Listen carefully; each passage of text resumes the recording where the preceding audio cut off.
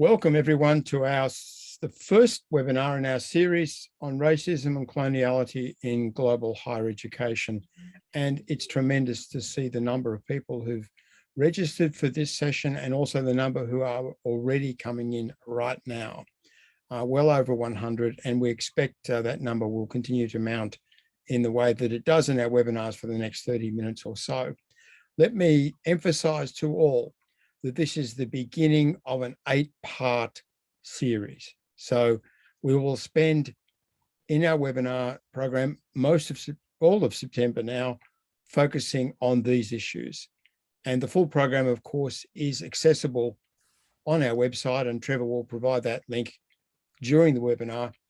Let me say that, because there have been some inquiries about this, that if you participate in 6 out of the 8 webinars, on request, you'll receive a certificate of participation in the series.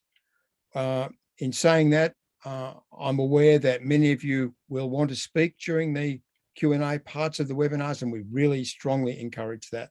Come forward, join the webinars actively. After the speakers have finished, take the opportunity to make it a broad collective discussion. It's the strength of our program, and I think these issues really need that kind of attention.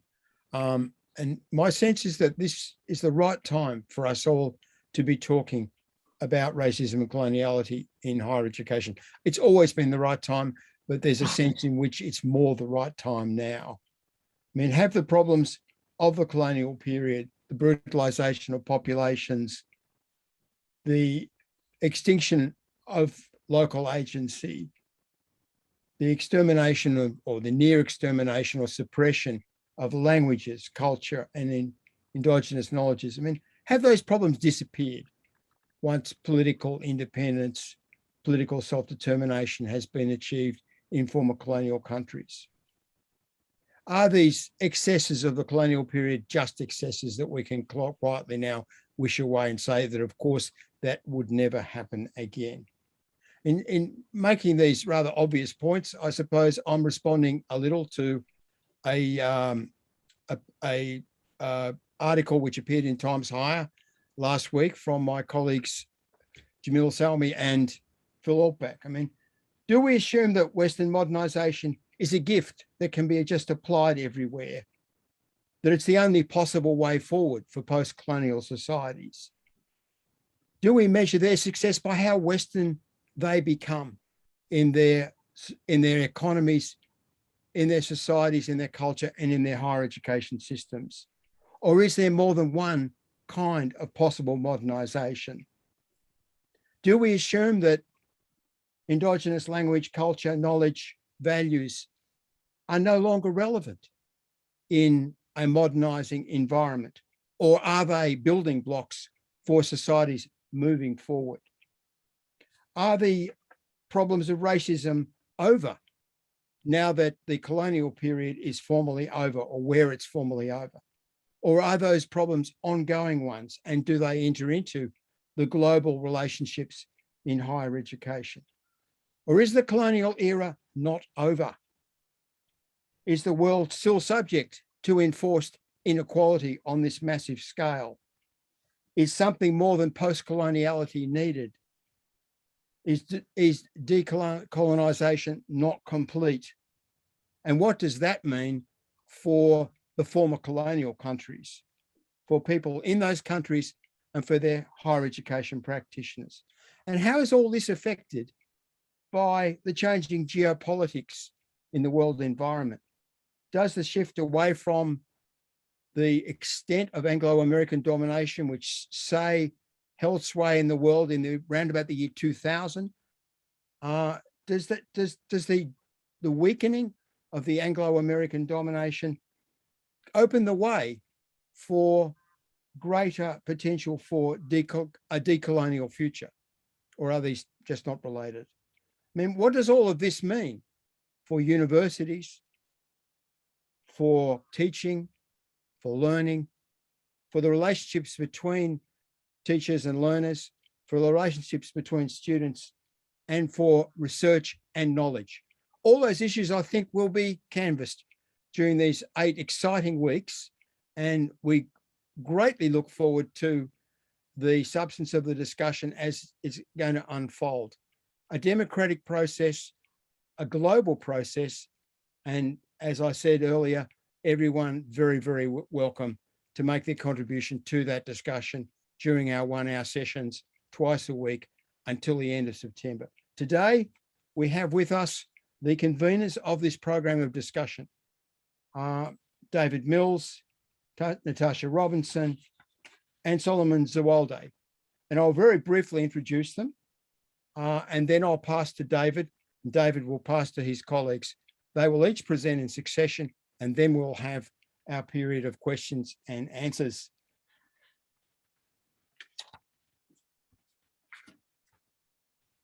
I'm just scrolling to David because I'm going to take them in the order. David is Deputy Director of the Centre for Global Higher Education at Oxford, and he's an Associate Professor in the Department of Education at Oxford. He's active in our program of research, and he's working on mapping of the supranational space. His work is well known in relation to coloniality and in particular Africa. And I think you'll learn more about David's thoughts from his contribution today. Natasha Robinson is a postdoctoral research officer in CG's Mapping the Supranational Higher Education Space Transition Project, but an emerging scholar who's active in a number of related areas. And again, you'll see what Natasha is from what she says today.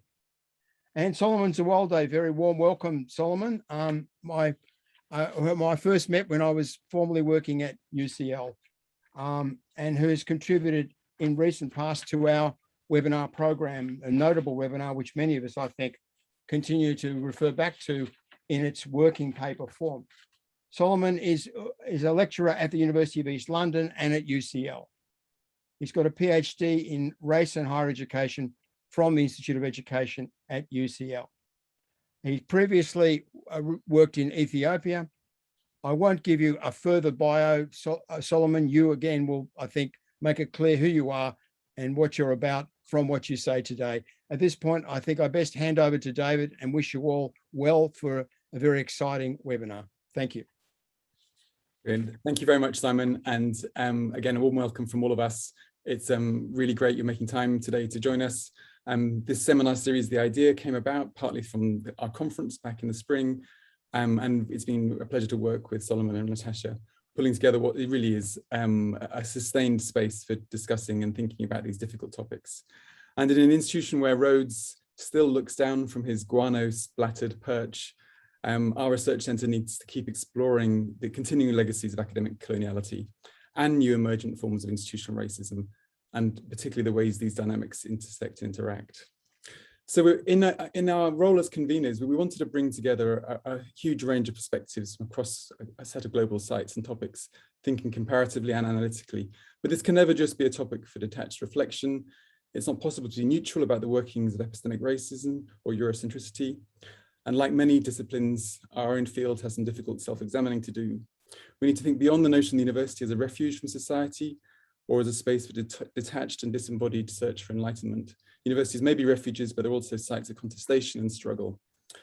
I'm going to say a little bit about my own interests. I knew as an undergraduate I was incredibly privileged, and how my own academic whiteness was transformed by coming to this institution. And it was Oxford's empire of scholars and that legacy that enabled me to do research in Africa as an undergraduate. And then when I taught in Makerere as a postgraduate, I realized quite how powerful that ideological shadow was.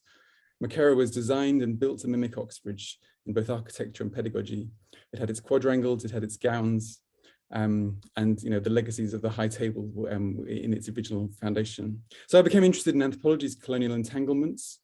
After World War II, a few British anthropologists began studying racism in Britain, but notably the African-American sociologist Sinclair Drake, who was also in Cardiff at that time, organized a community response to this study by these anthropologists, saying, we distrust people who survey us and study us, who write about us and publicize us, who try to reform and lead us.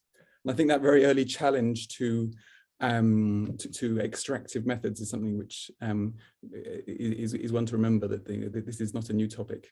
My current research is on the global publishing economy and the way in which citation indexes invisibilize and efface African research in journals. They make metricized judgments. They try and create a single global standard of journal quality, but that surveillance then enacts a sort of neocolonial gatekeeping. It reinforces a racialized hierarchy. But I'm not really here to talk about that research. I'm here to learn and unlearn. And I'm just going to introduce a couple of questions that I would like this series to address. And I'm sure many of you will have many more that you can bring to the chat as well. So the first question for me is, how do new genres of epistemic racism and injustice intersect, inflect, or mediate colonial knowledge projects? Okay, so we're looking at the old and the new and how they interrelate. And I'm hoping that Rebecca and Gerardo's paper on the 21st, which is on the coloniality of quality assurance technologies in Africa, will give us some sort of clues about that mix of the old and the new. And secondly, how can we find ways of decentering our own epistemic authority, of rethinking and perhaps provincializing our epistemic privilege, and how we open the university up to new voices? And that question of decentering authority is something which Leandro will address on the 28th. And finally, for me anyway, what does this mean for the way in we do research in and on global higher education? How do we rethink our tools to be more collaborative, less extractive? And the paper by Amber and Patricia on defiant scholarship and decolonial thought will explore that next week. This should help us think about how and if a research center dedicated to the study of global universities can also enable and respond to new forms of activism and critique. The aim, to paraphrase a long dead white scholar, is not just to understand, but to change the university. And with that, I'm going to hand over to Solomon, who's going to talk about his own research interests. Solomon, it's all yours. All right, thank you, David. Let me share my screen.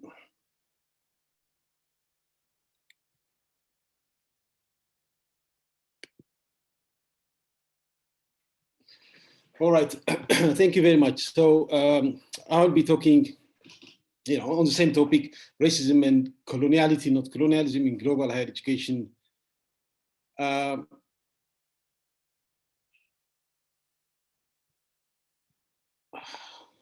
don't know how the third slide came second anyway. So I would be saying a few things about how, my bio and a little bit of introduction, and I'll come back, to say a few things about my motivations to get involved in racism and colonialism in higher education. So I was born and grew up in Ethiopia, the only African country not colonized by European states. Okay, but disappointingly, CGHE is, at least at the moment, the most colonized, one of the most colonized. And I worked all my life in higher education and for some time in international development too. And I taught in 2 major public universities and 1 private university during my time in Ethiopia, about 14 years. Yeah. And, at the same time, simultaneously, and towards the end of, prior to leaving Ethiopia, I worked also for some international organizations. So I relocated here to the UK forcibly, not voluntarily, in 2011. So I'm interested in the topic, not because I'm a sociologist or anthropologist or because of any areas of specialization, but because of my newly found understanding of how race is an important organizing principle of lived experience, following my relocation here to the UK. So I grew up as a very proud Ethiopian, being taught that my forefathers and mothers fought colonialism and racism, and of course, decisively defeated racist colonialist forces at the end of the 19th century at Adwa and also at a number of other similar battles. So I was, extremely proud, still very, very proud to keep my name, because of their victories over colonialism and racism. I keep my name, my culture, my calendar, many things that are the hallmark of, a decolonized or a not colonized society or people. I'm taking you back to my slide up there. But sadly, Ethiopian higher education now remains colonized despite the glorious anti-colonial history I just described to you. And as a result, higher education in Ethiopia, in my opinion, is disappointingly unresponsive to the developmental needs of the Ethiopian people. This was at least very, very true until I was there some 10 years back, and I do not believe a lot has changed. So the colonized curriculum, in my opinion, is perhaps best defined by what it leaves out, by what is erased, and sanitized and undermined, and also by who has the power to decide the content of the curriculum. Okay, both what to teach and probably how to teach it. I was deeply saddened. Okay, very depressing. Recently, I read an article, some eminent scholars from whose work I learned a lot personally, arguing that the Western model of higher education is widely adopted by the global South, and that there is a need to safeguard the fundamental values of Western university model. Yeah, which is dedicated, according to them, to the search for truth based on scientific evidence. And I'm arguing the global South did not actually adopt Western model of education. It was imposed on them, especially initially. And submission is not consent. They did not consent. Okay, they were not, it wasn't a very democratic process.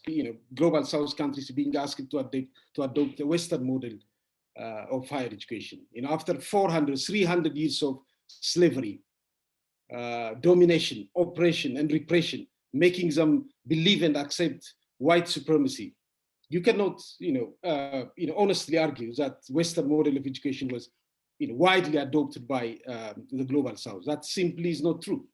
And the need to safeguard the fundamental values of, the Western university model, the dedication, the search for truth, I would really welcome that. But I'm asking a question: where did this dedication go? Dedication to truth go when Western universities erase the teaching of historical imperialism such as racism, slavery, chattel slavery, the empire, colonialism, all the things that are, actively discouraged and erased and removed from Western, model of education, definitely the country I'm living right now. So these are evidence supported by irrefutable and glaringly visible facts and evidence. Okay, so where did that search for truth value go when we come to racism and colonialism? Okay, these are questions I ask for the authors and for anyone who buys into that. So I would have expected the Ethiopian curriculum to stick to all the things it excludes here. So you see our own dress, beautiful dress you see there, thousands of years in the making, probably before most Western countries were even founded. And that is my name in my alphabet, in the Ethiopian alphabet. And those are the numbers. It says 2013 Ethiopian alphabet. Okay, and we have a musician, 505 AD, Saint Yared, or Kedus Yared in Amharic. But probably many students in Ethiopia know about Wolfgang Mozart, who lived just in the 18th century, rather than about our own first composer of music. So all these things are not really properly included in Ethiopian higher education curricula. And most of this criticism, a significant portion of this criticism is also directed against us, against people from Ethiopia or people from Africa. But we need to recognize, the very powerful and profound effect of what colonialism, racism has done. And many people in the global South probably might have accepted the idea that everything Western is nice and Western education is superior, although it does not, or it didn't in any way transform their lives for a very, very long period of time. So perhaps there are some landmarks, the history of colonialism and racism. Probably, an important landmark is 400 years ago, August 1619, okay, when the first 20 enslaved Africans arrived at Point Comfort, okay, currently happening in Virginia. Okay, from that time on, the white slave owners, what did they do? They give them their names. Okay, they put their own names on the black Africans, and they called them and they made them slaves to show ownership of these people. And their real names were erased during everything, not just their names, also their culture. So in the process, they rejected their names, cultures, values, and belief system. So they were not actually slaves while they were in Africa. I would like to emphasize this. So the people brought from Africa to the US or anywhere else in the Western world, they were very important people in their own right. They were leaders, they were people, traditional healers, religious leaders, plumbers, Okay, they were made into slaves. So more than 400 years after that, we still, the Black Lives Matter probably have all forced us for a profound moment of reckoning, okay, by exposing the continued legacy of slavery and other forms of historical imperialism. And that's why we are talking about that. Yeah, that much about my first motivation, which is, my own roots and my own history and professional life while I was in Ethiopia. So my lived experience is another motivation here. And until I came here, I never thought that race, my skin color and place of origin would so silently, so subtly, but so extremely profoundly impact my life or my life chance of my family, my community, until I came here. Okay, so all the things I was proud of, I am proud of still all my life, my name, my language, my culture, my country, overnight became a source of disadvantage. Overnight became acts of exclusion and marginalization. Okay, even where I live, a postcode, the neighborhood, not just by stereotype, public stereotype, but by government policy, became an important marker of disadvantage in education, in health, in employment. Okay, for example, you have terms like at risk. The phrases I put in quotation are taken from important government documents and policies. At risk, hard to reach communities. When the organizations themselves are hard to reach, they call people hard to reach communities. FSM, free school meals, BME, Black ethnic minority. Anyone calling other groups of people BME, I would argue at least you are committing symbolic violence against those people. And the exam tiering system, the GCSE tiering system in this country, everything is tiered. But I can just give you as an example of a GCSE tiering system where highly racialized, where you have a group of students destined to take a foundation level GCSE exam, where the highest grade available to achieve is a C.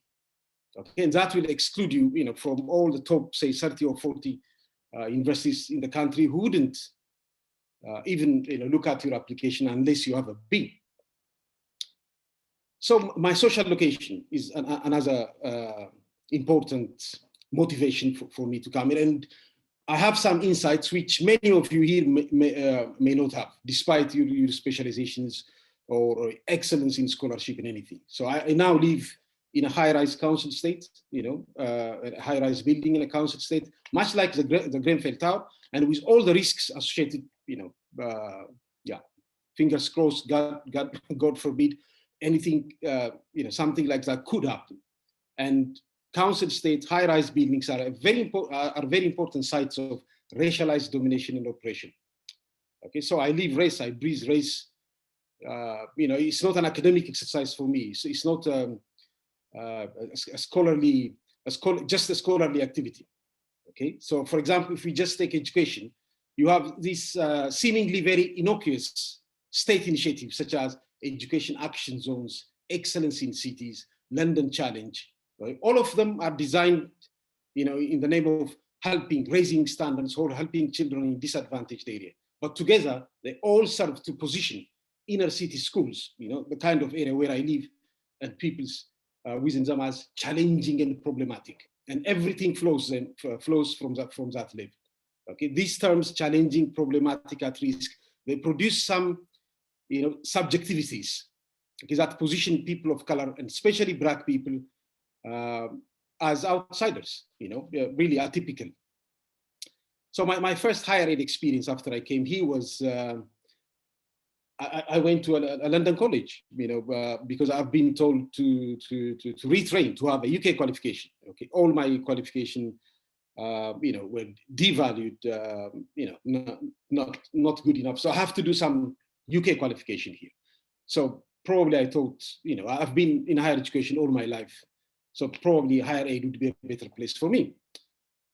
But I found higher ed probably more tribal than the tribes, probably inside the UK, more tribal, more racist, more alienating than even the wider society. Okay, and that was shocking.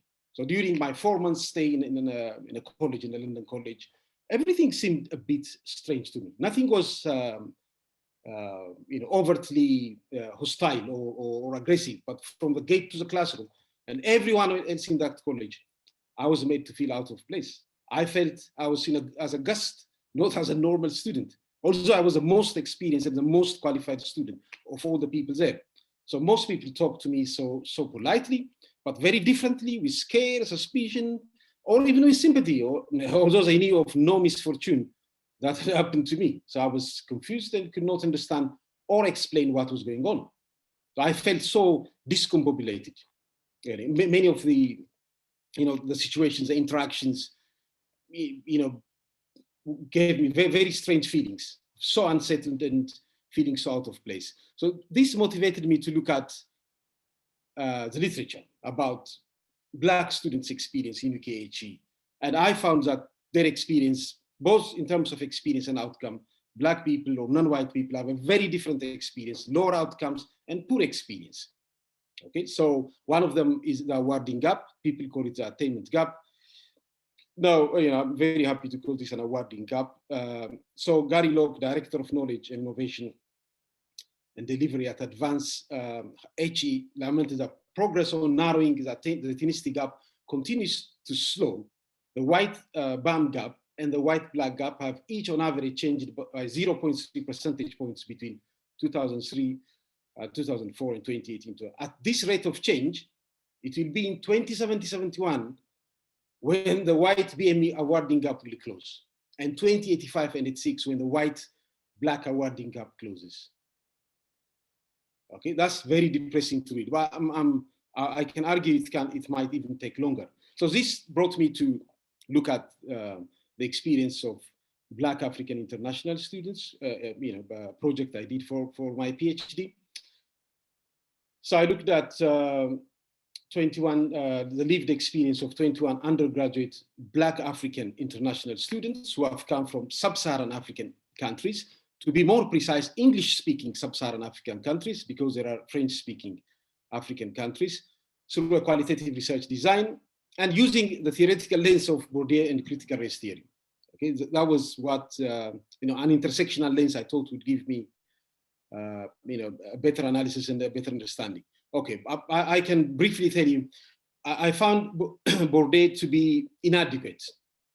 Okay, that's the key conclusion I made about Bourdieu. I love Bourdieu for so many reasons, but I found him inadequate to understand, explain, and analyze the lived experience of this group of students. I found CRT profoundly, powerful and very powerfully analytical. So the Black African international students' lived experience in my research was found to be a function of the possession of capitals, cultural capital, economic capital, all forms of capital demanded by UK higher education, lower expectations, from everyone, institutions, staff, teachers, and multiple racialized domination. So their overall experience was fraught with lack of acceptance, and they are positioned as lacking outsiders who are admitted to the institution, but not truly included. They don't feel included. They experience racism and othering from home, white, and also Black British students, okay, other non-white international students and members of the community in various social settings, both inside and outside the university. Within their universities, institutional structures and practices, such as online submission, seminar groups, predominantly white teachers, a Eurocentric curriculum, and newer assessment methods were unfortunately found to be sites of further disadvantage and racialized discriminatory treatment when Bayes did not readily fit into these practices and were perceived as deficient learners, because many of these things are quite new for them. Yeah, so negative experience even began before Black students are in HE, in higher education or in universities. For example, this is a report from The Independent. Okay, Black people in UK, 21 times more likely to have university applications investigated, figures show. So you can click the link and see their applications will be investigated for fraud if they are fake or real applications. 21 times more likely than white students. Okay, so I think this takes me to my very favorite couplet concepts from Professor Anne Phoenix. So Black students, not even Blacks, even Black people, probably permanently suffer in the West from normalized absence and pathologized presence, both in research and scholarship. So the way forward is until global higher education, in particular Western higher education, starts to actively engage in the teaching and researching of the true history of racism, colonialism, slavery, chattel slavery, and all forms of other historical imperialism, and promote a radical transformative scholarship, not progressive, radical transformative scholarship, it will not always be stained with racism, but it will also stink of racism. So this is my newfound understanding here that brought me here to to organize this series of webinars with my colleague David and Natasha. So I understood here a Black person living in the West can be a victim of systemic and or structural racism without personally experiencing a single act of overt racism. You don't need to experience that. By being a Black person, your social location, where you live, your postcode, your name, is quite enough for people to experience a systemic and structural racism. And that happens in higher education, as much as it happens anywhere else. And that race is not a monolithic concept. That's another powerful new understanding I got. Race is not a monolithic concept that organizes life for all Black people in the same way, but rather it gets complicated along national and class lines. My first experience of overt and hostile experience of exclusion and racism was from a Black British person working in a public service, and it happened in a public place, who openly showed hate and told me and the people who were there that we are uncivilized and we need to go back to Africa. Okay, and with this issue will be, that race is not really a monolithic concept organizing lived experience for all Black people in the same way. These issues will be brilliantly discussed by my brilliant friends, Dr. Kirsten George Mwagi, who is an associate professor of higher education at George Mason University, and Dr. Christina Yao, an associate professor of higher education and program coordinator for higher education and student affairs master's program at the University of South Carolina. Their work is shaping our thinking in the areas of international student mobility, transnational education, and on how students and on how structures of opportunity and barriers impact how students access and navigate college. And also they're interested in inequities in higher education, internationalization. So you are all in good hands, and all this we should be further discussed and analyzed by a presentation on the 23rd of September, Thursday, 23rd September, under the title Neo-Racism in USHE and the Application of CRT. And they will go further, I hope, and we'll talk about transnational education and how mobility and racialization, play out both in the US and globally. Thank you very much. Thank you. Thanks so much, Solomon, and to David for those very powerful introductions. It's really interesting. And thank you to everybody who has joined today. I just wanted to introduce myself briefly as the third convener and to explain a little bit about what the Department of Education has been trying to do in regard to addressing the colonial forces that have shaped us both as a department and as a field. As Simon mentioned, my name's Natasha Robinson, and I'm a postdoctoral research officer at the Center for Global Higher Education. And this seminar series encompasses a central research interest of mine, which is how we learn to address the legacies of the violent or unjust pasts. During my PhD, I studied how secondary school students in South African history classrooms learned about the legacies of apartheid on their lives in contemporary society. And now being at the Center for Global Higher Education and having higher education within our remit, it's exciting to have the opportunity to turn the analytic gaze inwards and closer to home, and to combine an interest in colonial legacies with some much needed self-reflection. I think that it's important to acknowledge that an indirect catalyst for this seminar series has been our students at the Department of Education, who have in increasingly loud and consistent ways shaped a different vision for what the department could be. Thanks to funding from the Athena Swan Award, the department was able to conduct a relatively in-depth listening exercise with staff and students to understand their experiences of justice, equality, diversity, and inclusion. And the depth of feeling expressed through this listening exercise was quite extraordinary. I'm embarrassed to admit that I was surprised at how constructive these responses were. I think that we often think of decolonization as a mammoth and abstract task, but these responses were a reminder that there are many low-hanging fruits we have yet to pick when it comes to addressing epistemic racism or academic Eurocentricity within our department and our higher education institution. Previous seminars of this nature hosted by the Center of Global Higher Education have garnered criticism from those who say that Western knowledge is under attack. However, I know that I speak for many of my colleagues when I say that listening to students who feel alienated by the colonial architecture of Oxford, both literal and metaphorical architecture, has been hugely intellectually generative. Far from feeling cancelled or under attack, student voices have provided the motivation and indeed the permission to bring our pedagogies, curricula, and our ethic of care a little more in line with our professed values. They have been generative of new research questions, new theorizations, and new methodological approaches. One example of this is the effective redesign of several MSc modules and pathways, including modules on global higher education, which I know that Simon and James Robson have been involved in. While tentative, student evaluations have been quick to pick up on these small improvements. And I just wanted to read an evaluation from one MSc student who took this redesigned course.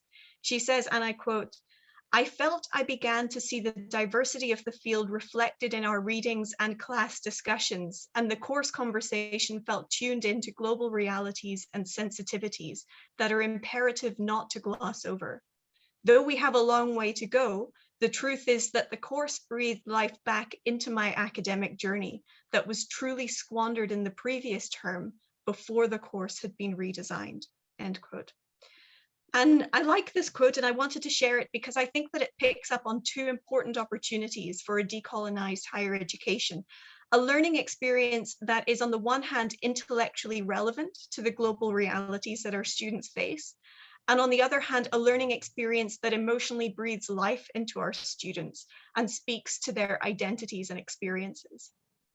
So tying together these thoughts about colonial legacies, relevant curricula, and engaging the intimate racialized experiences within our department, there are three seminars within this series that I'm particularly excited about.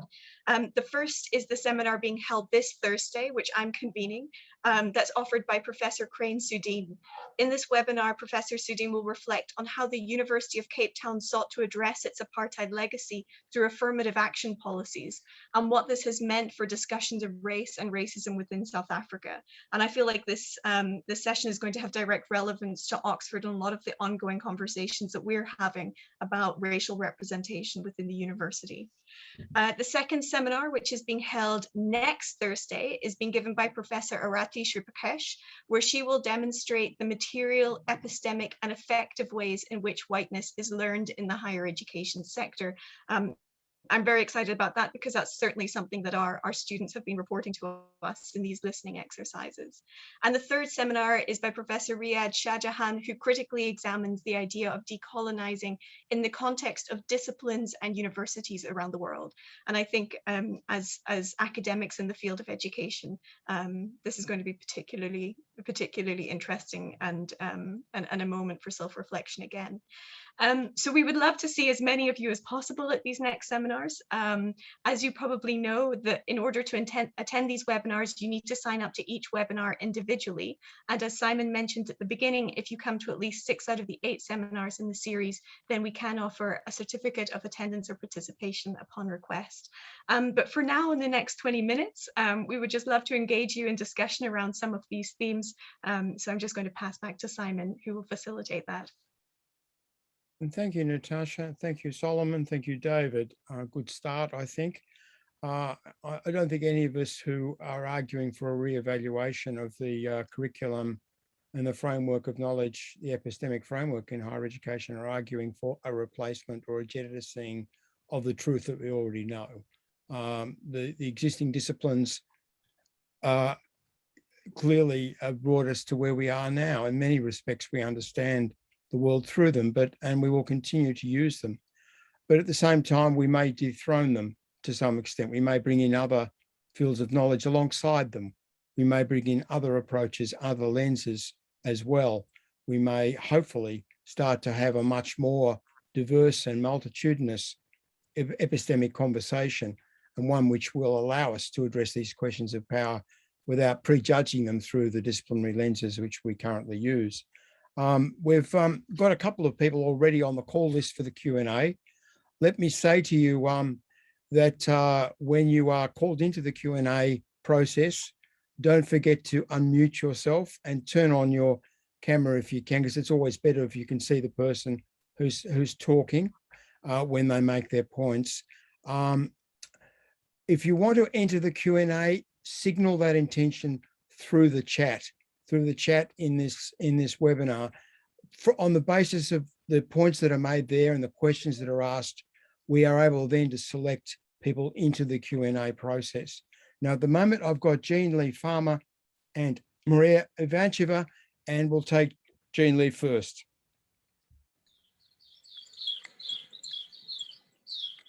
Thank you very much, Simon. My video, well, I see it's gone on now, but yeah, you can see me. Thanks for the opportunity. Thank you to all of the presenters. I'm sitting in South Africa. I'm working at a former advantaged higher education institution in South Africa. And I want to refer to both Solomon and Natasha, who have spoken about higher education in the African context. And Natasha even did her PhD in high schools in South Africa. And I want to touch on the topic of how we consider that Black academics fail at higher education, whereas I consider it more to be that higher education is failing Black academics. As someone who has just completed a PhD on Black women academics' experiences in higher education and the stonewalling and gatekeeping that we come up against, just right from my from defending my proposal, I was asked, why am I concentrating on Black women academics? Why not all academics?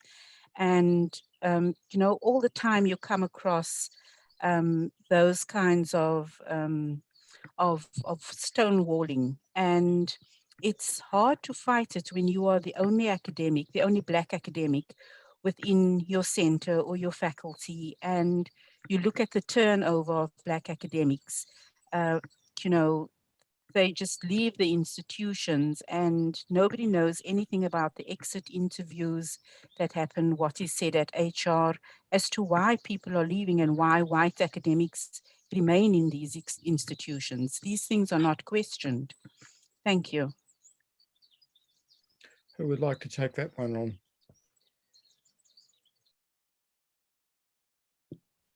Solomon, do you want to go ahead?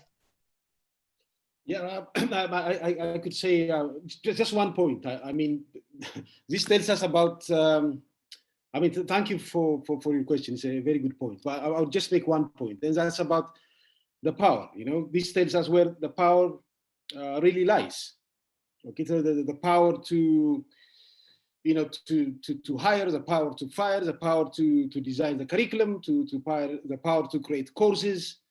Okay, is in the hands of few privileged, you know, probably I don't know the context of South Africa, but you know, where I am in the UK, senior leadership, chancellor, vice chancellor is a white enclave. You know, middle and upper class white privileged enclave. You know, you can't even get there.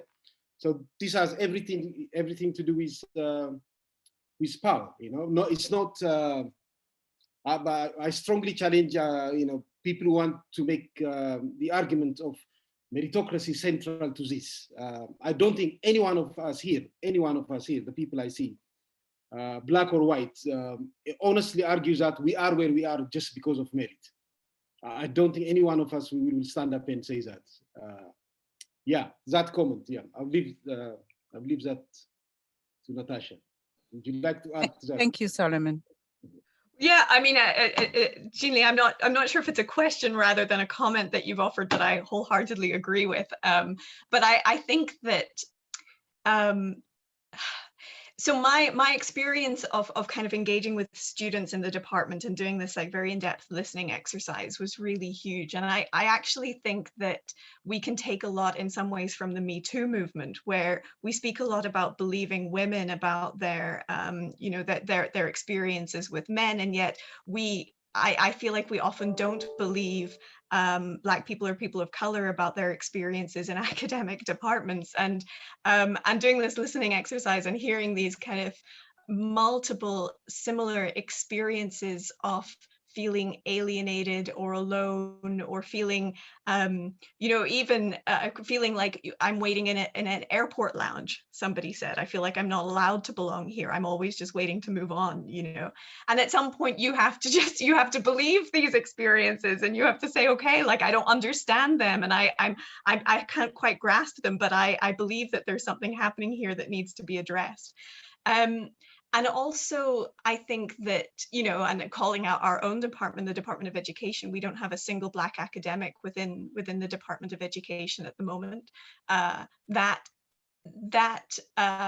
You might think that doesn't matter, but students report that representation really matters. And when there were Black academics, we had Black students apply in order to work with Black academics. Their pictures were on the website, and that matters again. So, I mean, I think that maybe I obviously I don't have the answer. This is kind of this is maybe why we have this seminar series, to kind of provide space for some of these issues. But I think we just do have to start with believing students and Black academics who tell us that they feel alienated, and to really kind of take their suggestions quite seriously. The challenge in cross-cultural Thank work. you. Challenging cross-cultural work is always to put yourself in the other person's shoes and understand how they see things. And I mean, it seems to me that's what higher education can do better than most social sites. It can encourage that way of thinking. But of course, the students who are coming from outside the hegemony, if you like, and non-white students, non-national students, are always being asked to do that by the place of education. You know, they're always being asked to think as if they are middle-class white nationals, male often as well. So, you know, this obligation to be cross-cultural ought to be extended to everyone. And, you know, and when we start to think that way, we start to think in terms of more than one vantage point, understanding our own vantage point as just another way of seeing and not the only truth or the universal, then it all starts to change, and we start to listen and learn and from each other. It all becomes possible. Maria Ivancheva, I think, is our next Q&A participant. Maria, would you like to come in, please? Hello. And thanks for the great seminar series. I'm looking forward to it. I'm just connecting to some points. So I had a very concrete question to Natasha when I asked, you know, which was about the low-hanging fruit. I think this, you know, it would be really interesting to understand, you know, what were these specific issues that you think can be changed more easier, and that can be something very instructive for all of us across the sector. But the kind of maybe to connect more to the point that Jean-Lee made and, you know, others, I think, so I was doing a webinar series at the University of Liverpool. I was previously on the decolonizing research. And I think we carry on doing maybe a kind of error or you know, how to speak. So we carry on looking more into what students and what teachers are doing, whereas we're living in a system where at least academics have to engage equally in teaching, research, and service work. And here, there are a few things there, you know, like we're having a lot of very colonial practices when it comes to research. So who's data collecting, who's not? How do we treat people in the global south when we do research there? You know, and then who is hired in what position? So Black faculty is hired. They're hired as teaching assistants. They're hired as postdocs. As you know, so this is the problem, that they're not there enough time, and they're not given the chance to really step into the place of security. And it is also around the question of how knowledge production is organized. Who's the co-author in this? Who is eligible to apply for funding? But then I think there is also the third question, and there, when we speak of service, decolonizing the university is not only about faculty and students. We're very often not speaking about the staff. And we're very often in a situation, I think in the UK is more with Eastern Europeans, and in South Africa, where I was also based for some time, it was more with colored people that would be taking the administrative positions, and that often, say, Black students were pitted against them during the Fees Must Fall protests, whereas the white faculty somehow got it lighter. So it's, I think, interesting to discuss. I'm sure you have that in mind, but to also take all these levels into consideration when thinking forward. Where do we take the decolonization of this institution of knowledge production, education, research, and so forth that we're dealing with. Thank you. So just to come in quickly on the low-hanging fruit, we actually prepared, well, I guess what we kind of called a kind of a toolkit or concept note with lists of kind of ideas that students and staff had come up with, and things that staff had done that students really appreciated. And I'm really happy to share that they're extremely concrete examples. I mean, there's things like encouraging students to access journal articles in their home languages. Like, one of the things we realized that a lot of master's students didn't realize that there was any academic work published in their home language, even when their home language was Arabic or, a rather major language. So not being, for lecturers and professors not to be threatened when students are citing or discussing work that they themselves can't access, but which they are accessing in their own context. Things like that, designing reading lists that leave flexibility for students to introduce their own interests and readings, and allowing those kind of reading lists and designing courses in a way that are able to respond to the identities of students was another thing. I mean, other things, there was a huge thing about ethic of care, I think, especially during the pandemic, and little things that students really appreciated, like when COVID was really horrendous in India, just reaching out and recognizing that those students have families in a context other than Oxford that they're thinking about, and that these students are in two places at the same time, and how can you acknowledge that? So there were things from the big, which is like restructuring your course design, to the small, which is turning up a few minutes early for a lecture in order to be able to have some kind of personal connection with your students. It was kind of the macro and the micro, and I'm happy to share that document that we put together. If I may just come in, Maria, the aim of the series is really to put together these very different aspects of academic practice. I mean, there are papers on research, on quality assurance, on curriculum, and it seems to me, as you rightly point out, it's not just about students, it's not just about the curriculum. And if you think about this concept of contextual admissions, which is a term used in the UK, it's not about the students' context, it's about the institutional contexts. And the ways in which they put people off or make it much harder for some people to come. So yeah, great question, Marianne. We hope that the seminar will allow us to keep pursuing these connections. Colleagues, we've had wonderful attendance today, and 200 people at one point, and just under that now. And they're, we're just beginning to discuss these issues, and we're about to run out of time. So what I'm going to do is bring in our next 3 Q&A participants in sequence together, and then ask the panel just to quickly do a sum up. And of course, we have another 7 webinars, wonderful webinars coming up, which will allow us to keep on going on these issues. And those who are now beginning to think of their questions and contributions, do hold them for future webinars. We'll have plenty of chances to keep on exploring them. So I'm going to bring in Richard Bard, Abasi Siaka, and Gabriela Wale Soto in that order. So do be ready, the 3 of you. Richard, you've got the first question. Okay, thanks, Simon, and thanks to everyone for talking today, and also for running this series. So, I mean, Maria's point's really important about research practices, and also then what David was saying about procedural things such as admissions. We can talk about rankings as well. And in some ways, decolonizing gets reduced to decolonizing the curriculum only. And of course, we do need to diversify and recenter our curriculum, different perspectives, different authors, different theoretical and methodological approaches. But I was wondering if any of the speakers could say anything about how we decolonize teaching practices, and either from things that they know already of ways to do this, or also speaking about what the students said in terms of how the delivery can be changed to be less Eurocentric in terms of practice. Thanks, Richard. So keep that question in mind, everyone, the question about decentering the Eurocentric curriculum and pedagogical practices. Next, Abbas Asiaka, would you like to come in, please? Thank you, Simon, and thank you, Solomon, for your presentation. I just want to relate with what you've just said about the curriculum.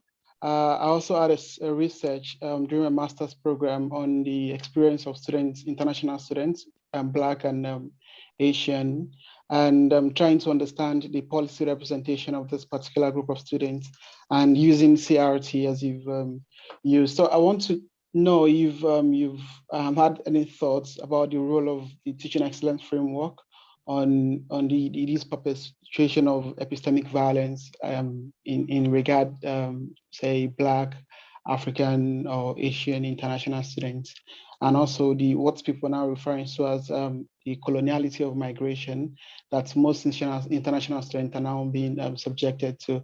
Thank you very much. Okay, and Gabriella, would you like to come in, please? Hi, thank you very much for the talk today. Yeah, my question was two things. The first one is, how do we see the role of language in this reproduction of racialization inequalities? Solomon mentioned labeling, for example, and as one thing, and then also to comment on the fact that the speaker's own positionalities. What do we make of the fact that those doing race work are often Black and women? And I guess building on that, do we move on from sort of just talking about race, but doing something beyond that? Thank you. Okay, thank you, all three. And colleagues on the panel, I think now your chance to respond and also to take us forward into the next stages of the webinar series in doing that. And we might reverse the order. If sorry to put you on the spot, Natasha, that would mean starting with you. So hopefully you're able now to make your comment, then we'll bring in Solomon and then close with David. Natasha. Thank you. I'm just putting the link. I hope people can access it of the document that we put together, which I think also responds to Richard Budd's comment about how do we decolonize pedagogy. And there's a lot of examples in there also about what students have told us about decolonizing pedagogy. I think one of the main things is obviously the issue of language and native language, and then who dominates conversations when they're native English speakers, and how do you effectively stop native English speakers setting the tone of the debate right from the beginning, and what kind of pedagogical strategies can you use to give non-native English speakers a little bit of time to think and translate into their second or third or fourth language before launching into the conversation. Also, I wanted to respond to that point about how it is often Black or brown women that are doing this work. And this is something we've had lots and lots of conversations about in the Department of Education, because actually this has really been, a lot of this work has been pioneered by white men.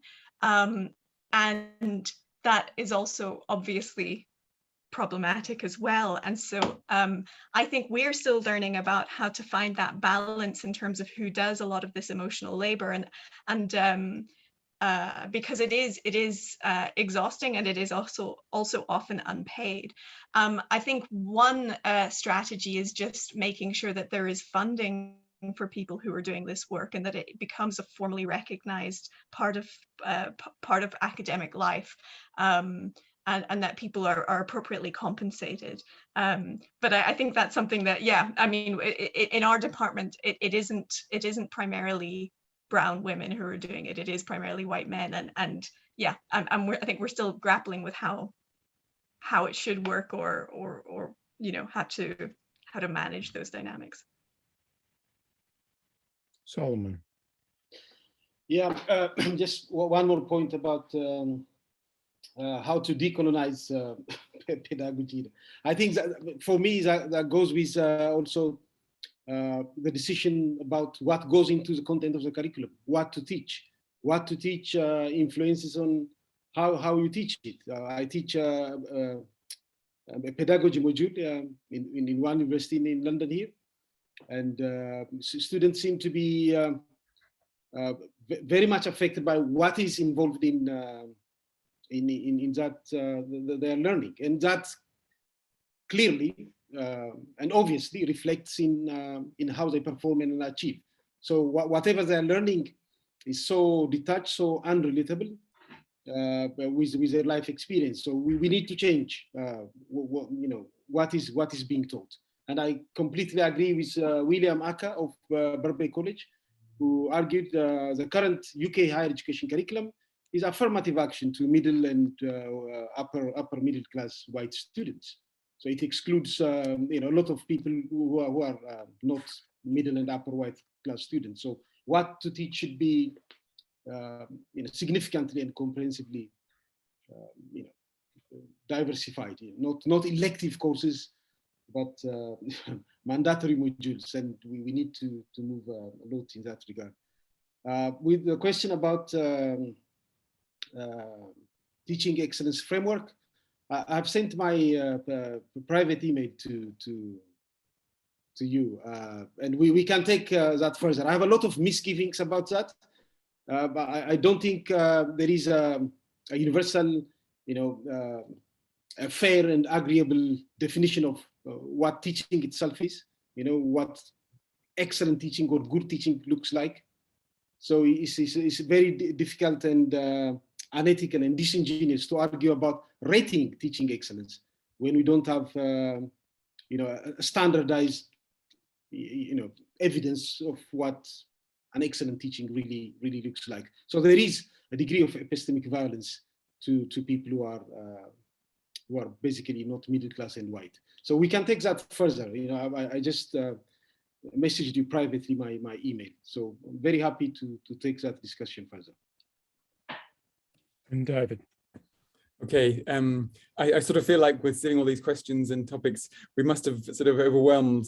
We've opened so many important, difficult conversations, and I'm hoping that you'll all come back the next few weeks and sort of stay with the trouble as we focus in and try and explore these things in more depth. And I'm hoping that as we do so, we will remember that pedagogy and learning is about human relationships. And I certainly learned a lot when I started teaching in the Department of Cultural Studies, where it was about starting where the students are and making sense of their experiences.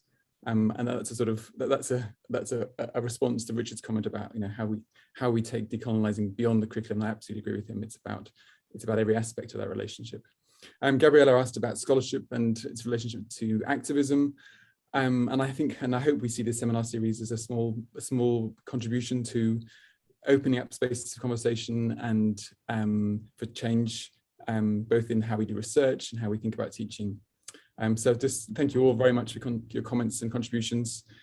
Please come back on Thursday and next Tuesday and next Thursday and the following Tuesdays and Thursdays for the rest of September. We really want all of your contributions. Thank you, Simon. Thank you, David, and thank you very much for your work in beginning this process in convening the whole program and bringing in Natasha and Solomon and their great contributions. So the three of you have worked together so well. I'm reasonably optimistic. I mean, you see the number of people who came in today, a sign of the times, I think. I mean, our experience in the higher education pathway of the MEd program at Oxford, just a small experience of seeing how much we could change the curriculum in a year. And that process is still going on, and how students played a central leading role, like initiating the process and remaining on the task until it was completed. Students who are only enrolled for a year, you really put tremendous, intelligent, critical, reflexive effort into fixing our program and doing it in a collaborative way with us. And it really worked. And you realize that this is the whole process of reflexivity around decolonization and deracialization. I mean, that whole process is one which is potentially collaborative and democratic. It can work that way, and when it does work that way, it's much better than any other way. So I think there's a lot of agency all round here. Look forward to seeing everyone next week. I think Sarah Dyer's made an excellent suggestion about a Padlet, and we need to think about how to make that happen, how to make a continuing process of question and discussion between the 8 webinars carry through, and Trevor will consult with us on that. Thank you for that, Sarah, and for the support from Emma as well on that point. Next time, we've got Natasha in the chair, and the topic is affirmative action and transformation in South African higher education with Crane Sudian, the Human Sciences Research Council of South Africa. So we are going to the leadership level in South Africa. That will be a very interesting conversation, and look forward to having you all back then and bring your friends as well. Bye for now, and thanks to all. Bye.